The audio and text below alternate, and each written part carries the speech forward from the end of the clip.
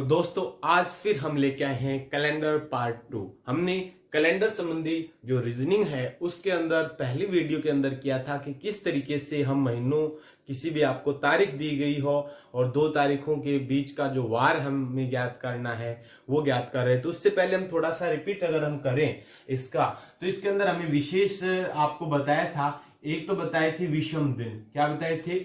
विषम दिन। विषम दिन कौन से होते हैं कि अगर जो कुल दिन है, जितने आपको दिन दिए गए हैं उसको अगर 7 से भाग देते हैं, उसके बाद जो शेष बच रहा था वो क्या था? विषम दिन। जैसे सामान्यतः हमने देखा था कि जनवरी महीने में टोटल कितने दिन होते हैं? 31 बटे 7 कर रहे हैं, 7 चौके 28, यानी 3 दिन यहाँ क्या बच गए? विषम। तो ये हमने हमारी पहली वीडियो के अंदर पढ़ा था और उस तरीके से हमने विभिन्न दो दिन आपको तारीख दी हुई थी, उनके क्या ज्ञात कर रहे थे? वार है वो हम दिन ज्ञात कर रहे थे।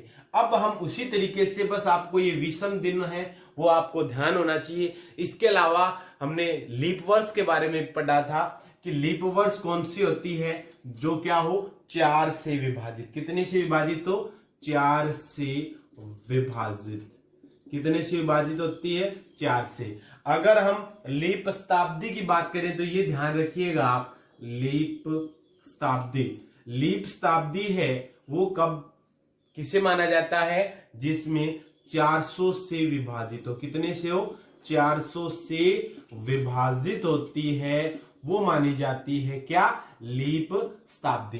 ठीक है, तो इसके आधार पर हम क्वेश्चन पूछेंगे। जैसे मान लो आपको दे दिया गया डायरेक्टली कि 15 अगस्त 1947 को वार क्या है? 1947 को वार क्या था?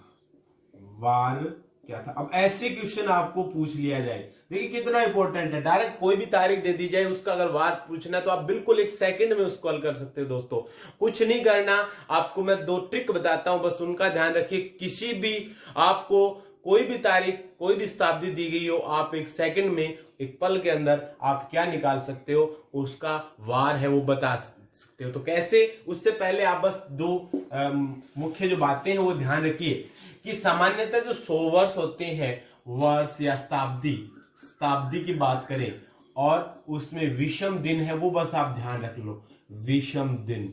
शताब्दी और विषम दिन में आप ध्यान रखोगे क्या कि जो पहली शताब्दी यानी 100 है उसमें विषम दिनों की संख्या होती है कितनी? 5। उसी तरीके से 200 जो है उसमें विषम दिनों की संख्या कितनी होती है?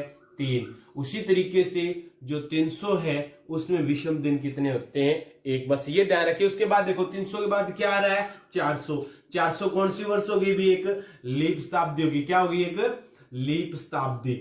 लीप शताब्दी। अब लीप शताब्दी होगी तो लीप वर्ष में विषम दिनों की संख्या क्या होती है? भी 2 होती है, लेकिन शताब्दी के अंदर 400 में पूरा पूरा भाग जा रहा है ना, 400 है, इसके अंदर विषम दिनों की जो संख्या है वो क्या होगी? नील। विषम दिनों की संख्या क्या होगी? नील। उसी तरीके से 400 है, हम 400 का हम करें तो 400 का गुणांक में रख लीजिए। 800वीं शताब्दी है उसका भी विषम दिन नील रहेंगे। उसी तरीके से 1200 के विषम दिन है वो भी नील रहेंगे। उसी तरीके से 1600 के विषम दिन है वो भी नील रहेंगे और 2000 है उसके भी विषम दिन नील क्या रहेंगे? नील। बस आप ये विषम दिन है वो याद रखिए। 100 का 5, 200 का 300, 300 का 1, 400 का 0, उसके बाद 800, 1200, 1600 और 200, क्योंकि 400 के गुणांक में ना इसमें विषम दिनों की संख्या क्या रहेगी? आपकी 0 रहेगी। ये आप विशेष रूप से क्या रखोगे? ध्यान रखोगे। क्या ध्यान रखनी है कि जो 400वीं शताब्दी होती है, कैसे भी 5, 3, 8 और 9 हो गए ना, तो उस तरीके से ये जो विषम दिन है इसमें ये हो गया और इसमें विषम दिनों की संख्या ये होती है। इसके आधार पर आप कोई भी हल ज्ञात कर सकते हो। अब आप देखिए, जैसे आपको क्वेश्चन दे रखा है कि 15 अगस्त 1947 को क्या वार था? क्या वार था? अब ये क्वेश्चन आपसे पूछा गया तो आपको कुछ नहीं करना, सबसे पहले आप वर्ष ले लीजिए। क्या ले लोगे? वर्ष। वर्ष है जैसे है ये 1947। कितनी है? 1947। इसको आप टुकड़ों में लिखोगे। क्या लिखोगे आप? इसको टुकड़ों में लिखेंगे। टुकड़ों में लिखेंगे क्या हो गया? अभी ये 1900 प्लस 47। कितना हो गया? 1900 प्लस 47। उसी तरीके से ये जो 1900 आ रहा है, इसको आप, मैंने अभी आपको विषम जो दिन बताए थे शताब्दी में, उसमें बांट दोगे। जैसे आपको मैंने बताए थे ना, 200, 200, 300, 400, उसके बाद 800, उसके बाद 1200, उसके बाद टोटल आया था हमारा 1600, उसके बाद 2000। ये आपको शताब्दियां बताई थी 2000। तब उसके आधार पर हम क्या करोगे, 1900 का ऐसे बांट दोगे तो 1900 किनका योग आ रहा है? 300 प्लस 600। यानी इसको आप किस रूप में रख सकते हैं? इसको आप रख सकते हो 1600 प्लस 300। किस में रख सकते हैं? 1600 प्लस 300। अब ये देखिए, अब आप इनमें विषम दिन देख लोगे। इसमें विषम दिनों की संख्या कितनी है अभी? विषम दिन। क्या देखोगे? विषम दिन। ये इंपॉर्टेंट है इसमें, विषम दिन। विषम दिनों की अगर बात करें तो 1600 है, उसके अंदर विषम दिनों की संख्या आपको कितनी बताई थी हमने भी? नील। कितनी बताई थी? नील। प्लस 300 में कितनी बताई थी? आपको बताया था 5, 3, 1, उसके बाद नील नील नील नील, ये था ना। तो ये 300 की कितना हो गया? 1। तो ये विषम दिन तो हो गए 1900 की। अब बात करें 47 वर्ष और बच गई। कितनी वर्ष बच गई? 47। जो 47 वर्ष जो है, इसके अंदर अगर हम देखें तो देखिए लीप वर्ष कितनी होती है और सामान्य वर्ष कितनी होती है। तो 4 से भाग दे लो, 11 से गया ना, तो 11 तो हो गई इसमें लीप वर्ष। कितनी होगी भी? 1100 तो हो गई लीप वर्ष, 11 तो, और 36 हो गई इसमें सामान्य। कितनी होगी? सामान्य। हो गया ना। तो पिछली वीडियो में बताया था कि सामान्य जो वर्ष होते हैं उसमें विषम दिनों की संख्या कितनी होती है? 1, और लीप वर्ष में विषम दिनों की संख्या कितनी होती है? 2। तो इस तरीके से इसको 2 से मल्टीप्लाई करो तो इसके जो विषम दिन है, विषम दिन, वो विषम दिन कितने हो गए इसके? 22। सामान्य वर्ष में एक दिन विषम होता है, इसका विषम दिन कितना आ गया? 36। टोटल कितने आ गए? 6, 2, 8 और 5। अच्छा, एक चीज और ध्यान रखिए कि अगर आपको 1947 ज्ञात करना है तो उसका गत वर्ष देखोगे। क्या देखोगे उससे? गत वर्ष। यानी आप यहां क्या ले लोगे? 47 की जगह 46 ले लोगे। क्या ले लोगे? 1946 तक, 1946 तक। ठीक है। तो ये लीप वर्ष इसमें 11 हो गई, ये कितनी होगी हमारी? 35। हो गया ना। तो ये हो गया 35 और ये हो गया हमारा टोटल कितना हो गया? 35। तो अब ये दिन जोड़ लेंगे। ये दिन कितने हो गए हमारे? 57। कितने दिन हो गए दोस्तों? 57 दिन हो गए। अब इसमें विषम दिन देखो, विषम दिन। तो विषम दिन ज्ञात करने के लिए क्या करोगे भी? विषम दिन। विषम दिन ज्ञात करना है तो इसमें आप 7 का भाग देते हैं, तो ये आ गया 7 8 56। एक विषम दिन शेष रहे, जो शेष बचता है ना वो विषम दिन आता है। तो इसमें विषम दिन कितना बच गया? 1। ये जो 1946 थी ना हमारी, इसमें देखिए आप, जो 1946 है इसमें विषम दिन हमारा कितना आ गया? 1946 में विषम दिन बच गया 1। दोबारा देखो कैसे ज्ञात किया कि आपको जो वर्ष दे रखे उससे पहले वर्ष ले लीजिए 46। 1900 यह हो गया। अब 46 का विषम दिन ज्ञात करेंगे तो 46 वर्ष, टोटल वर्ष कितनी बच गई? 46। 46 वर्ष के अंदर कितनी लीप वर्ष होती है? 4 का भाग दे दो, 11 चौके 44, 4 ही होगी ना, 11 ही होगी। तो 11 लीप वर्ष और 35 सामान्य। प्रत्येक लीप वर्ष में विषम दिन कितने होते हैं? 2। तो ये हो गया विषम दिन 22। सामान्य वर्ष में विषम दिन कितना होता है? 1। कितना हो गया? 35। ये टोटल कितना हो गया? 57 दिन। 57 में 7 का भाग देंगे तो 7 8 56, एक शेष रह गया, वो आ गया हमारा विषम दिन। अब हमें तारीख बच गई। अब आ गई हमारी 15 अगस्त। अब 15 अगस्त में विषम दिन देखो, 15 अगस्त में विषम दिन देख लीजिए। 15 अगस्त, 15 अगस्त में विषम दिन देखो तो कैलकुलेट कर लीजिए आप। जनवरी में कितने विषम दिन होते हैं? हमने पहली वीडियो में किया था, क्योंकि 7 से भाग देते हैं 31 है ना, तो 3 शेष गया। फरवरी सामान्य वर्ष है, तो सामान्य वर्ष में विषम दिन होते हैं 0। ये हो गया ना। ये जनवरी, ये फरवरी, उसी तरीके से मार्च, अप्रैल, मई, जून, जुलाई और अगस्त। मार्च में 31 दिन होते हैं, विषम दिन कितने हो जाएंगे? 3। अप्रैल में 30 दिन होते हैं, 7 चौके 22, 2 दिन शेष रह गए, विषम दिन कितने होते हैं? 2 अप्रैल। मई में कुल कितने दिन होते हैं? मई में वही 31, 7 का भाग देंगे, 3 बच गया, तो विषम दिन कितने होते हैं? 3। जून में 2, जुलाई में 3, और अगस्त कितना लेना है हमें? 15। तो 15 में 2 का 7 का भाग दो, 7 दूनी 14। विषम दिन 15 तारीख है ना, विषम दिन बच गया 1। तो ये टोटल जोड़ोगे आप, तो ये टोटल जो विषम दिन है वो देखो कितने आ गए? 3 3 6 और 2 8, 3 11, और 2 13, 3 16 और 1 17/7, 7 दूनी 14, 3 दिन शेष रह गए। कितने दिन शेष रह गए? 3 दिन। ये आ गए हमारे विषम। इसमें 3 दिन और जोड़ दो, फिर कितने दिन जोड़ दो इसमें आप? 3। अब टोटल जोड़ो इसको, कितना हो गया टोटल? अगर हम इसको करेंगे तो अब देखिए इसका टोटल कितना आ रहा है। अब इसका टोटल 3 और हम जोड़ रहे हैं ना, तो टोटल जोड़ दीजिए आप। तो इसका जो टोटल है वो देखिए आप कितना आ जाएगा। टोटल आ गया 3 और 1 4 और 1 5। कितना आ गया?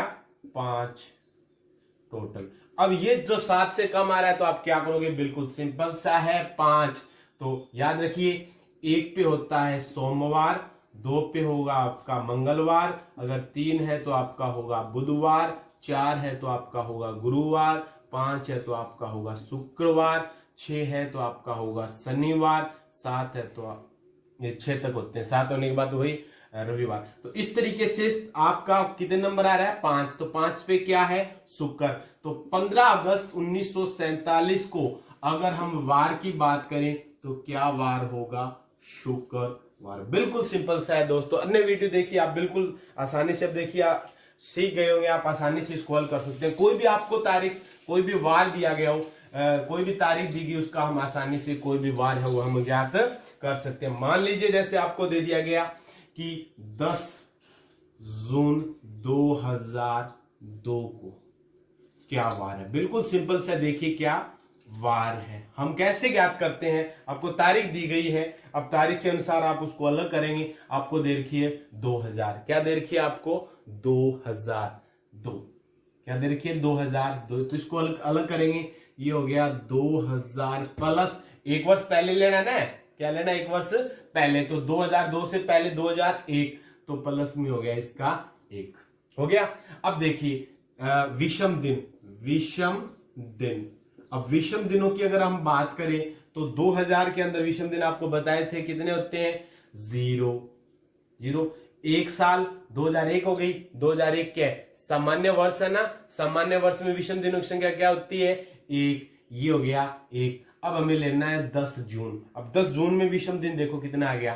प्लस 10 जून। अब 10 जून में विषम दिन देखो, 10 जून में विषम दिन, विषम दिन तो देख लो, जनवरी, फरवरी, मार्च, अप्रैल, मई और जून।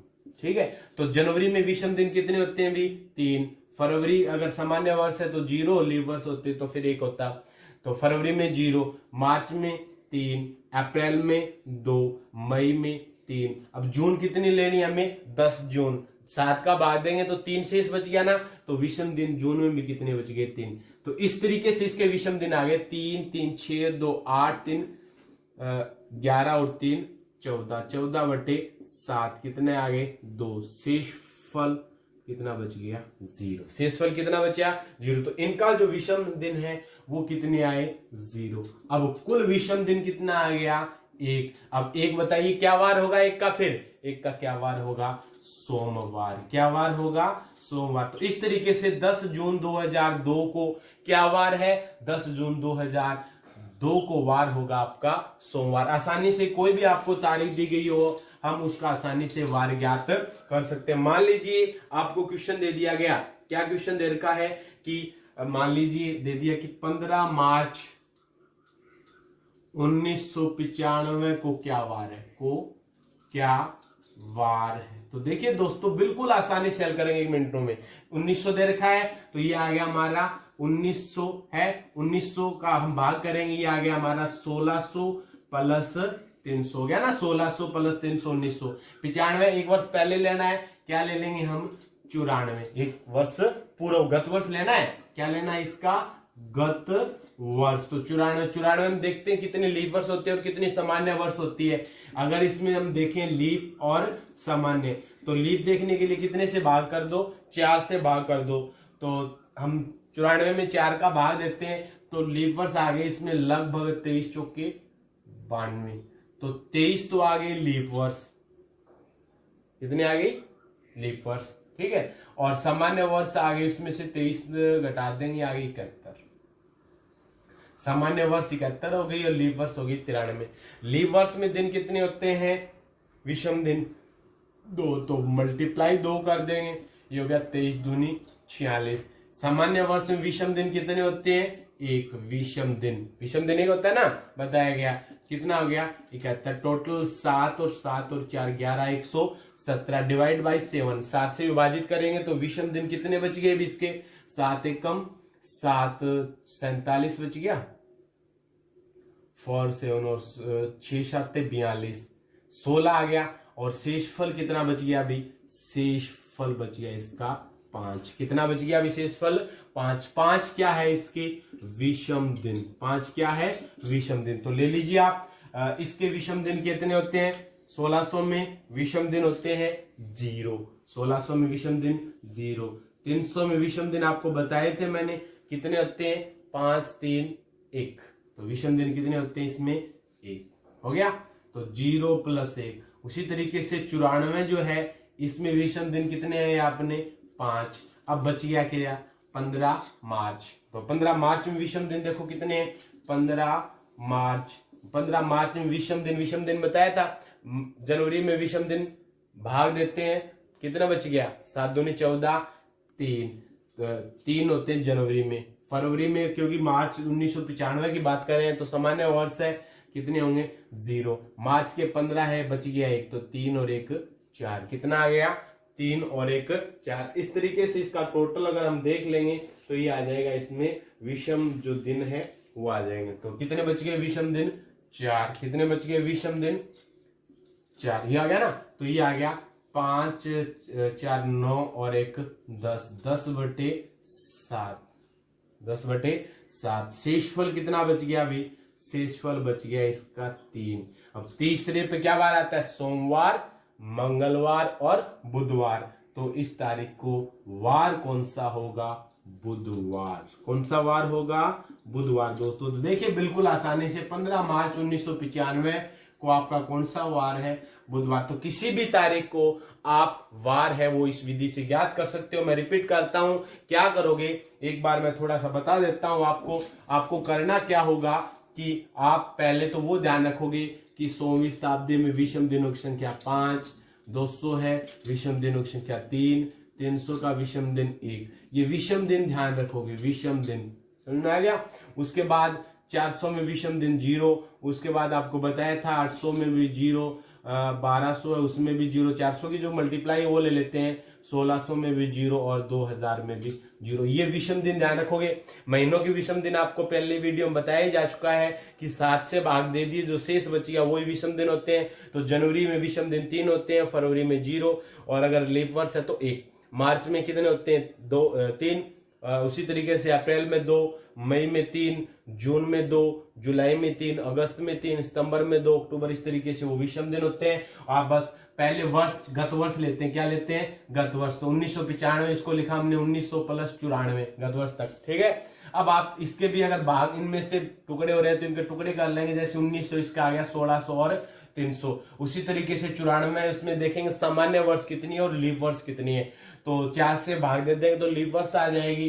तो लीप वर्ष कितनी इसमें? 23। सामान्य वर्ष कितनी इसमें? 71। टोटल आ गया दिन 117। 7 से डिवाइड किया, विषम दिन कितने बच गए इसके?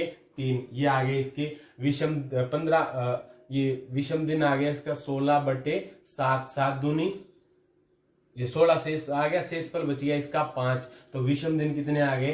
5। उसी तरीके से 1900 को किया हमने 1600 और 300। 1600 ईस्वी का 0 हो गया, 300 शताब्दी कितना हो जाता है? 1। अब देखिए प्लस 5 ये आ गया 94 का, और जो 15 मार्च है उसमें विषम दिनों की संख्या आ गई। जनवरी का 3, फरवरी का 0 और मार्च का 15/7 करें। 15 मार्च है ना, तो एक शेषफल बच गया, ये टोटल आ गया हमारा 4। इस तरीके से टोटल विषम दिन हो गए 10। विषम दिनों में एक वीक यानी 7 से भाग दे देते हैं तो एक शेषफल कितना बच गया इसका? 3। तो 3 यानी सोमवार, मंगलवार। तीसरे नंबर पे क्या है? बुधवार। तो इसलिए यानी आप एक का अर्थ होता है सोमवार, 2 का अर्थ क्या होगा? मंगल, 3 का अर्थ बुधवार। तो 3 यहाँ पे क्या आ गया आपका? बुधवार। इस तरीके से दोस्तों बिल्कुल आप एक मिनटों में अभ्यास करोगे तो थोड़ी सी देर में आप कोई भी अगर आपको क्या दिया गया हो, तारीख दी गई, उसका वार ज्ञात कर सकते हैं। अब आते हैं किसी वर्ष के समान माह ज्ञात करना। समान माह, समान माह भाई किसी वर्ष के अंदर कौन कौन से महीने समान यानी एक दिन को प्रारंभ होते हैं, तो उसके लिए बिल्कुल सिंपल सा है कि जिस महीने का गत वर्ष, जिस महीने के गत माह तक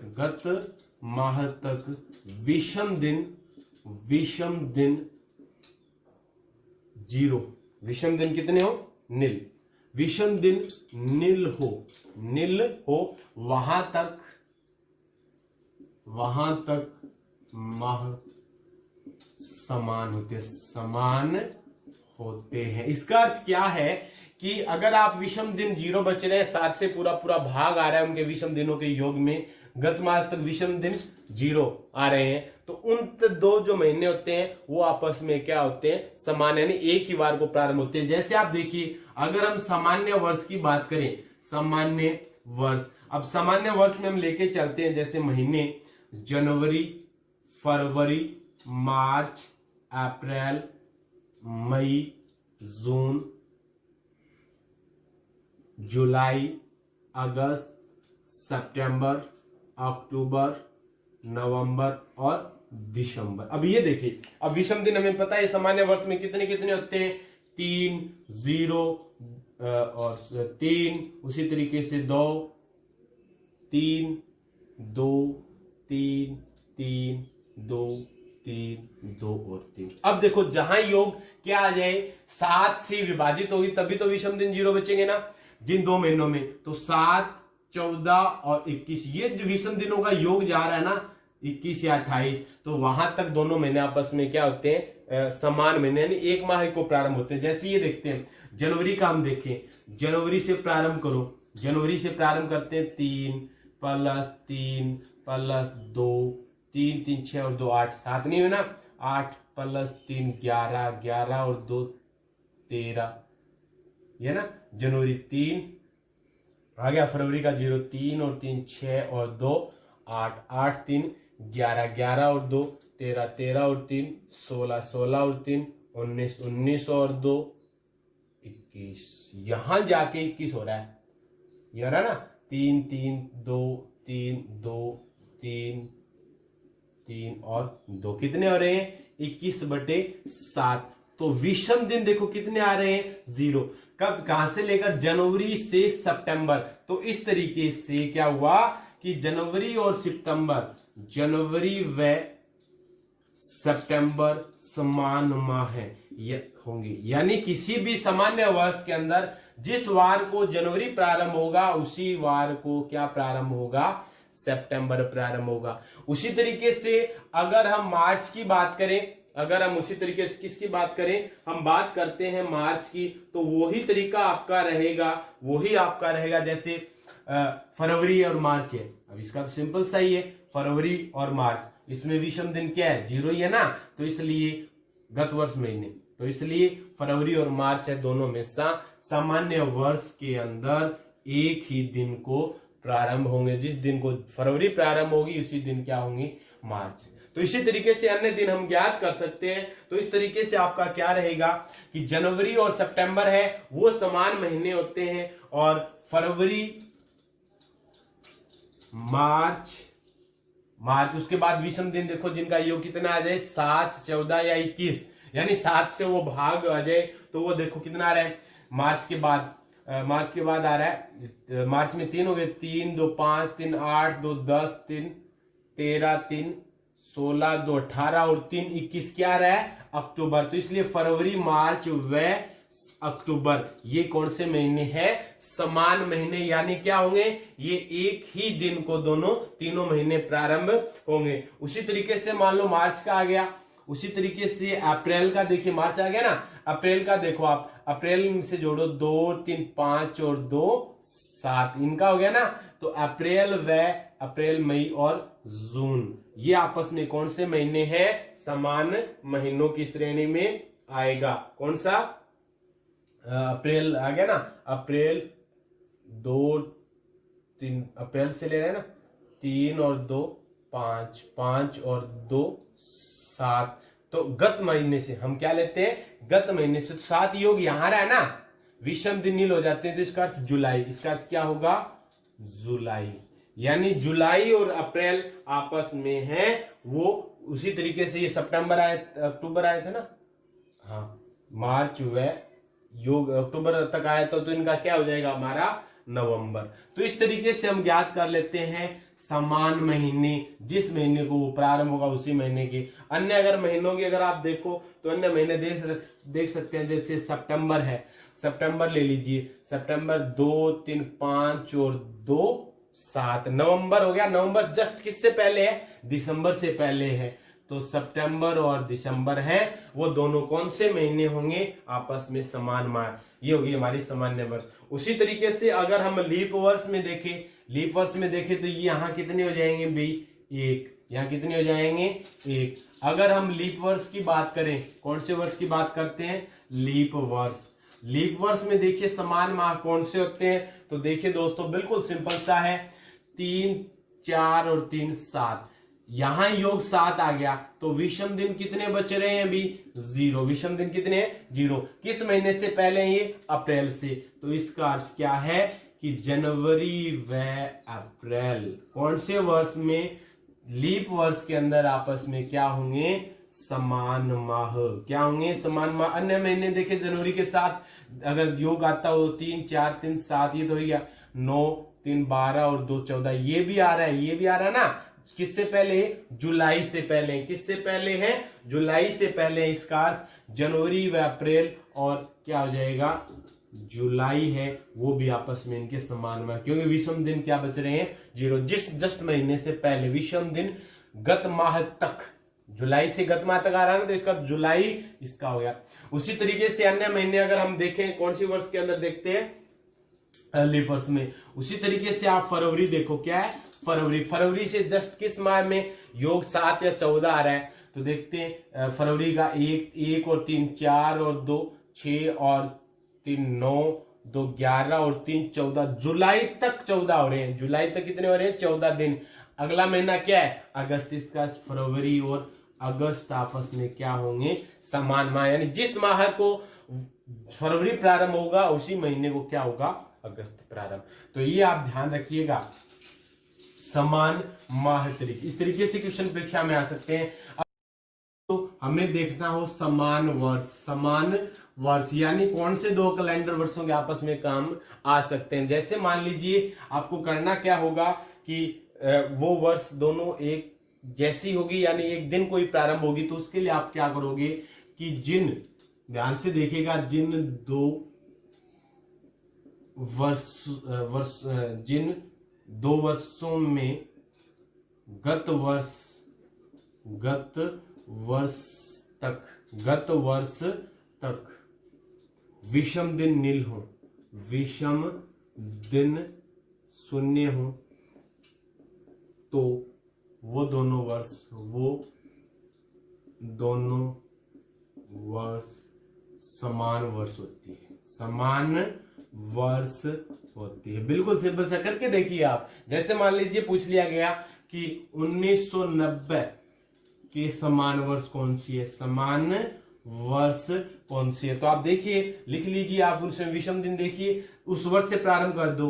90, 91, 92, 93, 94, 95, 96, 97, 98, 99, 2000, 2001। इस तरीके से देखो विषम दिन नो की संख्या क्या है इसमें, विषम दिन कितने हैं इसमें वो देखिए। तो विषम दिन हम देखते हैं 90 सामान्य वर्ष है, विषम दिन 1, 91 सामान्य वर्ष है, विषम दिन 1, 92 लीप वर्ष है, विषम दिन 2, 93 में 1, 94 में 1, 95 में 1, 96 फिर लीप वर्ष आ गई, विषम दिन हो गए 2, 97 में 1, 98, 99, 2000 फिर लीप वर्ष आ गए, कितने हो जाएंगे 2। तो उसके बाद 2001 कितना आ जाएगा, यानी जिस वर्ष तक योग कितना आ जाए 7, 14, यानी जो विषम दिन है वो 0 बचनी चाहिए। तो यहां 1 और 2, 2 और 4 और 1 5, 6 और 1 7 हो गया ना, कितना हो गया 7। तो किस गत वर्ष से पूर्व है वो 96। तो इसका अर्थ एक तो हो गया 1996, आपका आंसर क्या हो गया 1996, क्योंकि हम विषम दिन कितने बच रहे हैं यहां तक 7 आ गया, 7/7 विषम दिन 0। तो एक तो 1996 है और 1990 है, वो आपस में दोनों समान वर्ष होंगे। उसके बाद देखते हैं 96 से आगे देखो, यहां तक हो गया ना 7, 7 और 2 9 और 1 10 और 1 11 12 और 2 14, 12 और 2 14, तो कहां तक हो जाते हैं अभी 14 टोटल, कहां तक हो रहे हैं 2000 तक। यहां तक 14 हो रहे हैं, यहां तक क्या हो रहे हैं 14। विषम दिन भी कितने बच रहे हैं, नील, यहां भी नील। तो इससे तुरंत आगे वाली वर्ष कौन सी है 2001, 2001। तो इस तरीके से 1990, 96 और सन 2001 है वो समान वर्ष है। अब देखिए दोस्तों, इसी वर्ष का देख लीजिए कि 2020 है, उसके समान वर्ष कौन सी होगी, 2020 के समान वर्ष कौन सी होगी। तो बिल्कुल सिंपल सा है दोस्तों, ले लीजिए 20, 2021, 22, 23, 24, 25, 26 ऐसे देखिए। तो सन 2020 कौन सी वर्ष है, सन 2020 एक लीप वर्ष थी, तो दिनों की संख्या आ गई 2, 21 में 1, 22 में 1, 23 में 1, 24 फिर लीप आ जाए, कितना आ जाएगा 2 आ जाएगा ना। तो इस तरीके से 2 और 1 3 और 4 और 5 और 2 7। तो 2024 तक विषम दिन कितने आ गए भी, विषम दिन आ गए 0। तो उससे जस्ट आगे वाले वर्ष 2025। तो आप देखिए दोस्तों क्या बेनिफिट होगा कि 2020 का कैलेंडर आपको काम आएगा 2025 के अंदर, यानी जिस वर्ष 2020 प्रारंभ हुई जिस दिन को, उसी वर्ष सन 2025 आपकी प्रारंभ होगी। तो इस तरीके से कैलेंडर में हम बिल्कुल इंपॉर्टेंट क्वेश्चन है, आसानी से सेकंडों में हल कर सकते हैं।